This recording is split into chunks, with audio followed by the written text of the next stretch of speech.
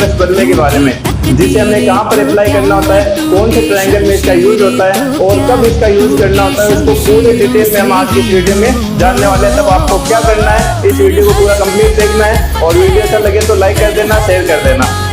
तो चलिए शुरू करते हैं पाइथागोरस थ्योरम, पाइथागोरस प्रमेय के बारे में। अब इसे कहाँ पर अप्लाई करना होता है, कोई भी एक ट्रायंगल होता है, ट्रायंगल में कितनी साइड होती है, 3 साइड होती है और 3 एंगल होते हैं।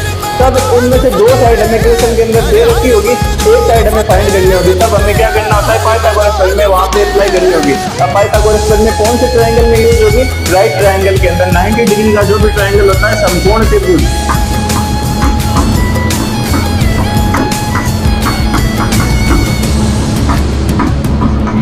समकोण त्रिभुज, राइट ट्रायंगल, जिसमें एक जो एंगल होता है वो कितने डिग्री का होता है, 90 डिग्री का होता है। उसमें हमें इसके क्या करना है, अप्लाई करना है। पाइथागोरस थ्योरम 90 डिग्री के ट्रायंगल में ही यूज होगी, अप्लाई होगी। अब जो पाइथागोरस थ्योरम होती है वो होती क्या है, हाइपोटेनियस का square is equal to perpendicular का स्क्वायर प्लस बेस का स्क्वायर। मतलब हाइपोटेनियस होता है कर्ण का स्क्वायर इज इक्वल टू लंब का स्क्वायर प्लस आधार का स्क्वायर। अभी आया कहां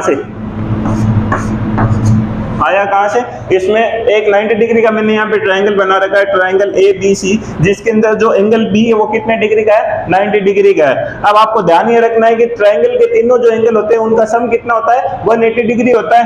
angle A plus angle B plus angle C, तीनों कितना हो जाएगा, 180 डिग्री। लेकिन आपको ये भी ध्यान रखना है कि ट्रायंगल, राइट ट्रायंगल के अंदर सिर्फ एक ही एंगल 90 डिग्री का होता है। कोई सा भी एक एंगल 90 डिग्री का होगा, जो बाकी 2 एंगल बचेंगे उनका जो सम होगा वो कितना होगा, 90 डिग्री होगा। Angle A plus angle C, angle A plus angle C कितना होगा, 90 डिग्री। इन दोनों का सम होगा 90 डिग्री। ठीक है। अब इस क्वेश्चन किस टाइप के आते हैं इसके अंदर, जैसे एक ट्रायंगल आपको दे रखा होगा, कोई भी एक ट्रायंगल आपको दे रखा होगा, एक ट्रायंगल आपको दे रखा है, ट्रायंगल A, B और C, जिसके अंदर B कितना है, 90 डिग्री का है। अब आपको इसके अंदर जो BC है वो कितना दे रखा है, 3 सेंटीमीटर, और AP कितना दे रखा है, 4 सेंटीमीटर दे रखा है। आपको क्या करना है, AC फाइंड करना है। क्या फाइंड करना है, AC फाइंड करना है। अब आपको ध्यान क्या रखना है, जो भी एंगल B होता है ना 90 डिग्री का, उसके सामने की जो साइड होती है वो क्या होती है, कर्ण होती है।